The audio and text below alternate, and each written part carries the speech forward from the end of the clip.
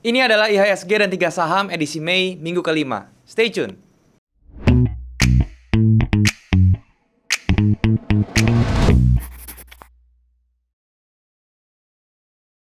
Halo guys, balik lagi sama gue Daryl di This Channel. Dan hari ini kita masuk ke segmen IHSG dan 3 saham. Buat kalian yang belum tahu, ini adalah segmen yang membahas kondisi IHSG dan juga saham-saham yang bisa dijadikan referensi untuk ditradingkan selama 1 minggu ke depan. Tetapi sebelum gue mulai, gue mau ngingetin buat kalian yang belum punya grup trading, kalian bisa join di grup trading gue di aplikasi Discord. Linknya ada di bawah, kalian tinggal klik link tersebut untuk join dan kemudian kita bisa langsung diskusi bareng di sana. Dan ingat teman-teman, gue gak pernah punya grup lain selain di Discord. Jadi kalau misalnya ada yang mengatasnamakan gue di platform lain seperti Telegram dan lain-lain dan menawarkan investasi dalam bentuk apapun, itu harap hati-hati karena itu sudah dipastikan adalah penipuan. Jadi kalian jangan transfer.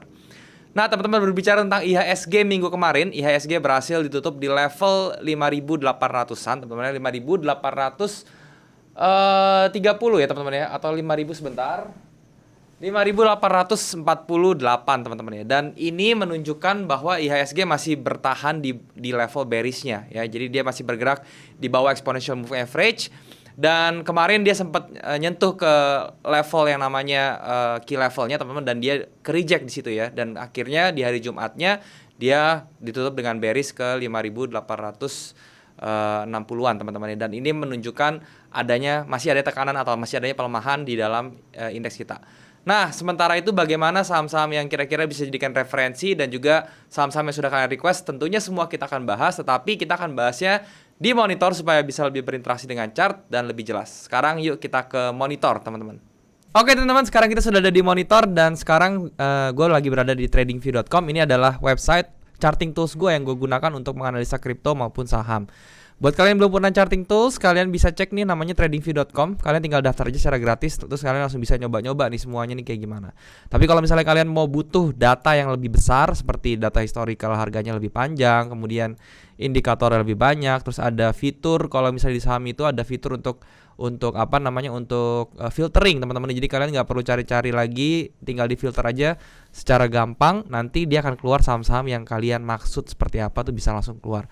Kalian bisa cek yang pro-nya ya, itu linknya ada di bawah. Kalian tinggal klik link tersebut dan kalian tinggal tinggal ikutin aja instruksinya. Nanti bayar per bulannya cuma $15. Itu gue jamin worth it banget. So kalian langsung coba aja. Nah di depan kalian ini ada chart indeks kita ya, IHSG teman-teman.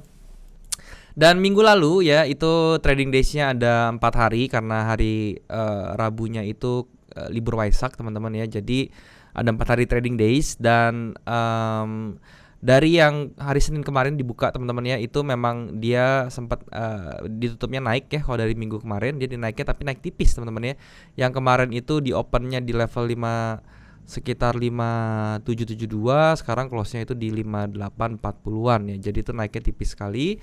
Dan kalau misalnya dilihat dari pergerakannya teman-teman ya, IHSG masih belum ada tanda-tanda untuk bullish teman-teman ya, sayang sekali ya, masih belum ada tanda-tanda untuk bullish. Malahan sekarang tuh kemungkinan dia untuk bearishnya jadi lebih besar.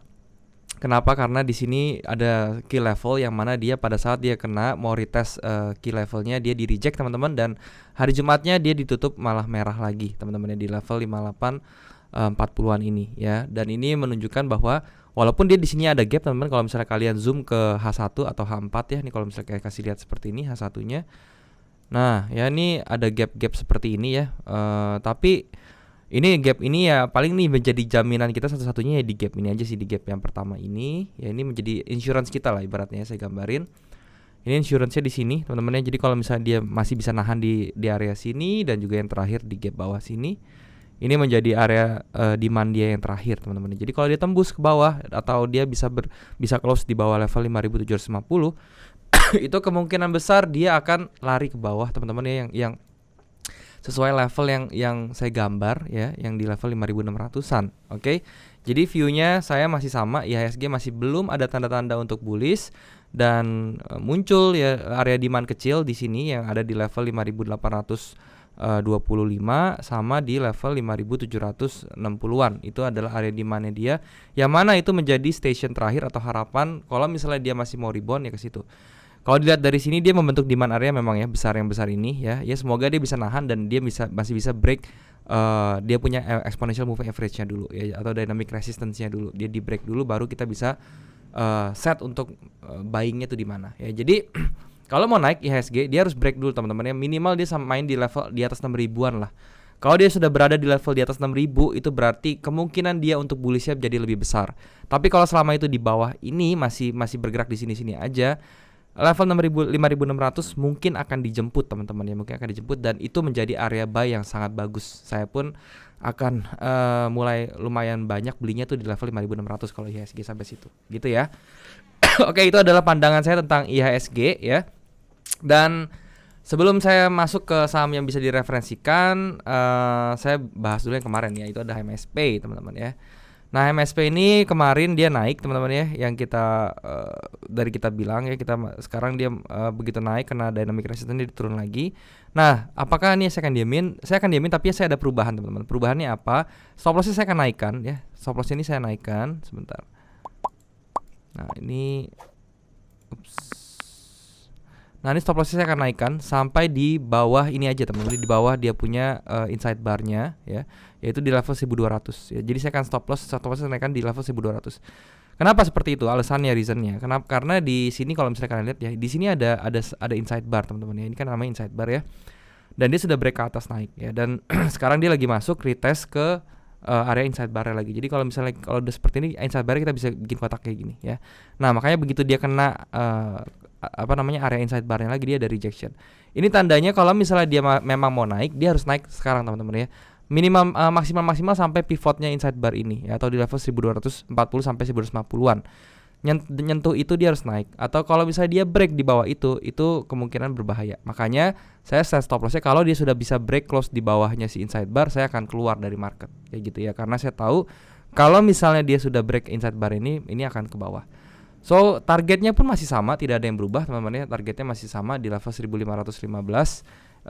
Risk rewardnya masih sama juga ya, karena ini saya mengalami pergeseran ya, kita sudah trailing ibaratnya. Nanti pelan-pelan kalau harga sudah mulai merangkak, ini juga akan saya trailing lagi sampai ke BEP. Jadi saya nggak akan rugi teman-teman kalau misalnya dia tiba-tiba berbalik arah. Karena apa? Karena kalau di kondisi IHSG seperti ini, kita harus lebih perhatikan ke risk management dan money managementnya teman-teman ya. Permasalahan masalah teknikal dan segala macamnya untuk entry-nya di tren yang bearish, kita hanya bisa mengharapkan major reversal gitu ya. Major reversal kalau misalnya kita mau dapat sesuatu untung yang lebih besar. Tapi kalau misalnya kita, atau cara kedua kita bermainnya short term atau main pendek teman-teman, atau scalping gitu ya. Ya seperti itu. Makanya saya di sini lebih concern ke gimana caranya saya manage trade saya supaya posisi saya yang sudah profit itu bisa minimal tidak berbalik arah dan kemudian jadi rugi. Itu yang kuncinya ya. Oke, jadi pandangan HMSC seperti itu. Nah sekarang ada saham-saham apa saja yang bisa dijadikan referensi untuk tradingkan minggu depan. Yang pertama ada saham yang namanya ERA teman-teman ya. ERA. Nah ERA ini cukup oke. Kenapa? Karena kalau misalnya kalian perhatikan di sini dia ada structure level teman-teman ya, di sekitar sini ya, di 565, dan sekarang dia sudah turun teman-teman ya, sudah koreksi maksud saya gitu ya. Dan di sini juga ada Quasimodo teman-teman ya, di level 580. Jadi pilihannya adalah kalian bisa entry sekarang ya di 590 nggak apa-apa, atau kalian mau tunggu di Quasimodo yang ada resiko kalian nggak akan kejemput di situ. Nah nanti kalau misalnya di Senin dia langsung naik, kemungkinan Quasimodo di 580 nggak kejemput. Jadi kalau saya mendingan saya entry-nya sekarang, terus saya stop loss-nya itu bisa di daerah di bawah ini ya 565 gitu loh.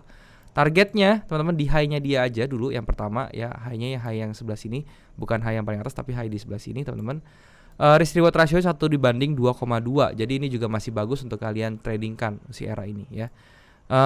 Trennya dari trend wise-nya dia masih bullish sekali teman-teman. Kalau misalnya kita lihat ya, bullish banget.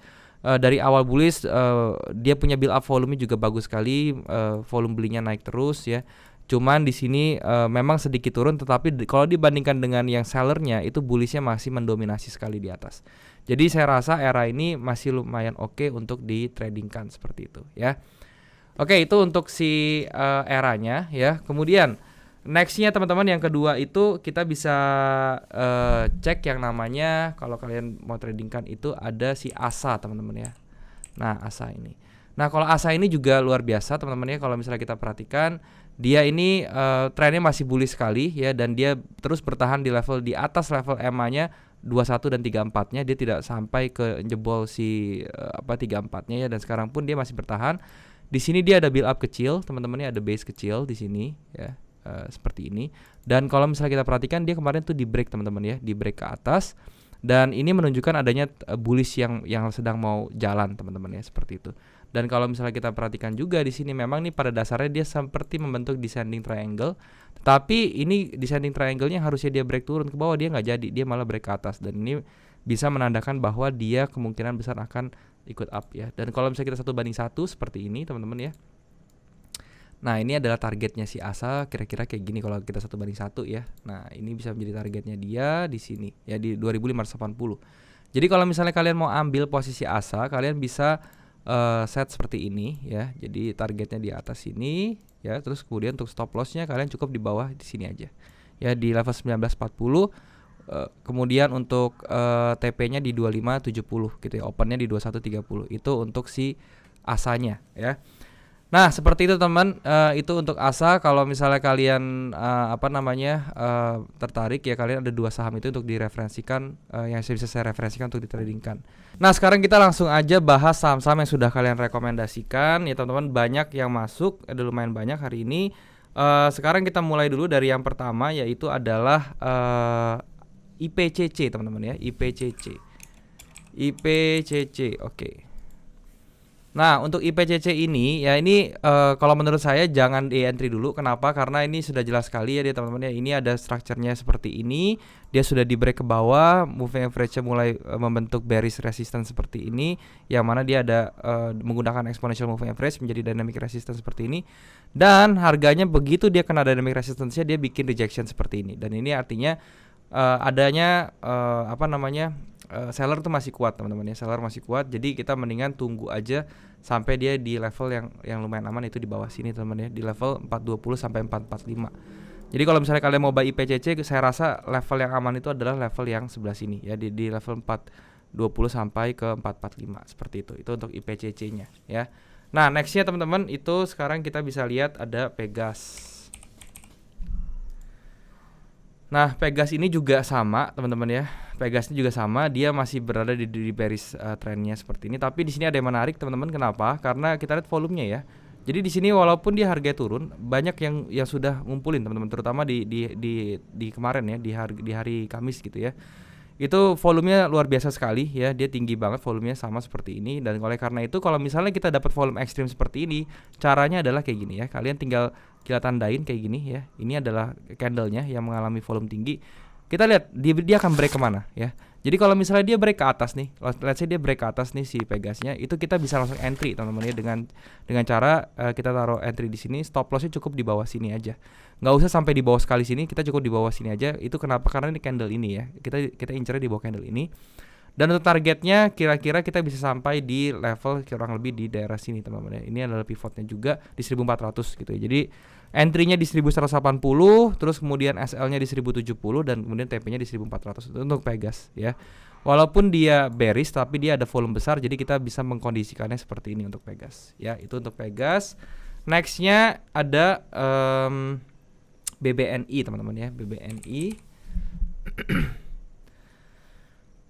Nah untuk BBNI sendiri ini juga masih kurang oke teman-teman ya. Kenapa? Karena pertama dia sudah break structure key levelnya di sini dan dia bertahan. Teman-teman, dia bikin build up di sebelah sini dan dia bertahan ya.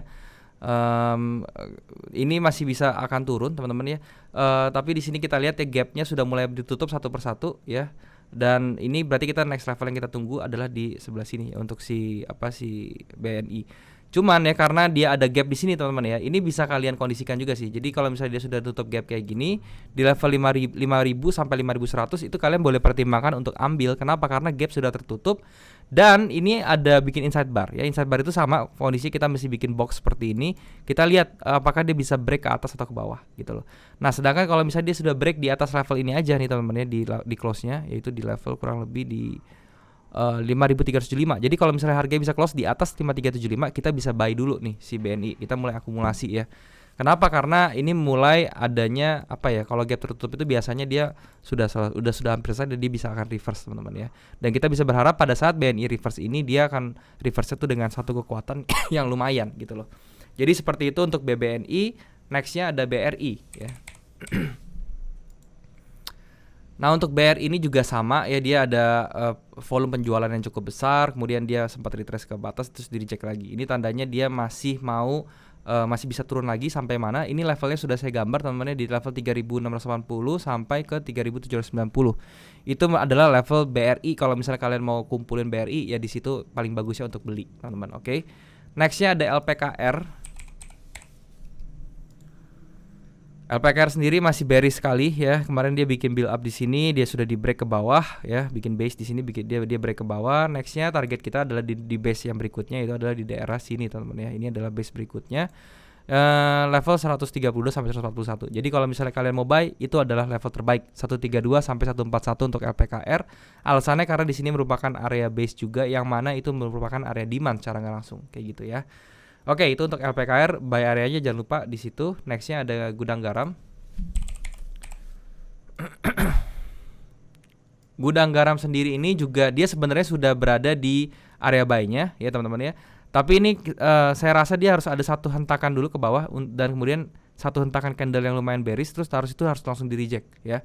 Jadi skenario-nya untuk si gudang garam kalian bisa antri buy yaitu di level 31,5 teman-teman ya. 31.500 kalian bisa antri buy, dan kalian harus lihat pada saat dia terbentuk 3,5 dia kena, dia ada reversal ke atas nggak, jadi atau dia membentuk rejection nggak di situ. Kalau dia bentuk rejection kemungkinan dia bisa akan balik arah teman-teman. Tapi kalau misalnya nggak ada, ya itu hati-hati karena dia kalau misalnya jebol ke di level 30.500 ini, itu dia bisa ke bawah lagi teman-teman ya. Ke bawahnya sampai mana? Itu bisa sampai ke angka sekitar 25 ribuan teman-teman. Jadi untuk gudang garam seperti itu. Oke. Nextnya ada Citra teman-teman. Nah untuk Citra ini ya, Citra ini dia sempat sudah break flagnya, tapi dia ternyata gagal teman-teman ya. Kalau gagal seperti ini bagaimana? Kita mesti tunggu lagi the next entry-nya itu di mana ya. Jadi kita cari dengan menggunakan Fibonacci retracement aja, dari sini ke sininya kita harus tahu dulu berapa. Nah, di 618-nya di sini berarti kita cari di level 786-nya teman-teman. Jadi secara langsung di level 980. Ini juga sudah saya tandain kebetulan. Kalau dia mau koreksi, dia harus koreksi dulu sampai 900, harga 980 ya, atau itu di 78,6-nya Fibonacci-nya gitu loh. Jadi kalau misalnya kalian mau buy Citra, kalian lebih baik tunggu di level 980-an aja. Jangan sekarang, karena sekarang itu dia masih bearish pressure-nya juga masih besar, dia masih ada tendensi untuk ke bawah lagi sampai ke level 980-an seperti itu. Itu untuk Citra. Nextnya ada Techim. Techim juga sama, dia structure levelnya sudah di break ke bawah di sini ya, di 9.525 dia sudah di break ke bawah, dan akhirnya kayaknya dia bakal terus turun sampai mana? Sampai ke daerah structure berikutnya di sebelah sini teman-teman ya, di 7350, atau teman-temannya kita bisa lihat di pivot dari structure levelnya yaitu di sekitar 8.500. Jadi target terdekatnya kalau misalnya dia sampai ke 8.500-an teman-teman, kalian bisa lihat gimana reaksi dia terhadap 8.500 ini. Apakah dia ada rejection, behaviornya seperti apa, kalian harus perhatikan. Kalau dia bisa bikin swing di sini, kalian bisa entry gitu ya. Jadi kuncinya di 8.500 kalian tunggu swing low, baru kalian bisa confirm untuk entry si Techim ini ya. Jadi untuk Techim seperti itu teman-teman. Dan yang terakhir ada AMRT. Nah untuk AMRT ini dia masih membuat konsolidasi yang berupa pattern teman-teman ya. Patternnya seperti ini. Ini bisa dibilang sih descending triangle juga teman-teman ya. Dan ini juga harus harus hati-hati kalian, karena kalau misalnya nanti descending triangle-nya itu break ke bawah ya, ini akan lari sampai ke level sekitar 775 untuk AMRT. Jadi kalau misalnya selama dia bisa bertahan di atas di sini ya, di area di atas structure-nya di 875, itu kalian masih oke untuk di buy ya. Jadi kalau misalnya kalian nge-buy di sini, stop loss-nya harus di bawah 875 ya. Apalagi kalau misalnya dia break triangle seperti ini, dia bisa kemungkinan besar akan ngejar lari ke high sebelumnya, yaitu di level 1000 teman-teman, 1000 sampai 1100. Itu AMRT ya. Oke teman-teman, jadi itulah penjelasan gue, sudah gue bahas semua saham-saham yang kalian request. Tadi juga sudah gue jelaskan kondisi IHSG dan juga saham-saham yang kira-kira bisa jadikan referensi untuk tradingkan minggu depan. Oke, semoga sekali lagi bisa bermanfaat untuk kalian teman-teman ya. Sekarang kita balik lagi ke kamera. Ya teman-teman, demikianlah penjelasan gue tentang kondisi IHSG dan juga saham-saham yang bisa dijadikan referensi untuk ditradingkan selama 1 minggu ke depan. Dan tadi gue juga sudah bahas tentang saham-saham yang kalian request. Semoga apa yang gue jelasin bisa bermanfaat untuk kalian semua. Dan gue mau ingetin buat kalian yang belum punya grup trading, kalian bisa join di grup trading gue di aplikasi Discord.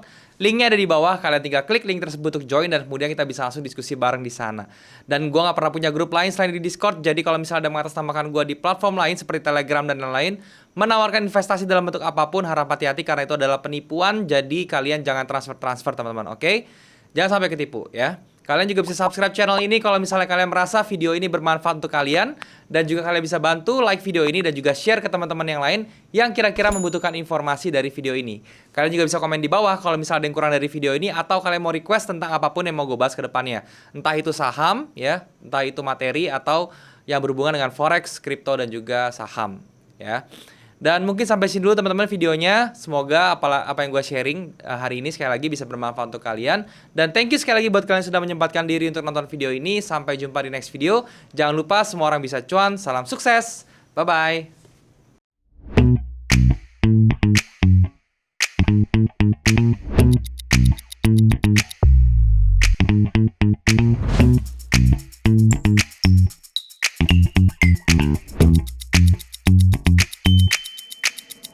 Thank you.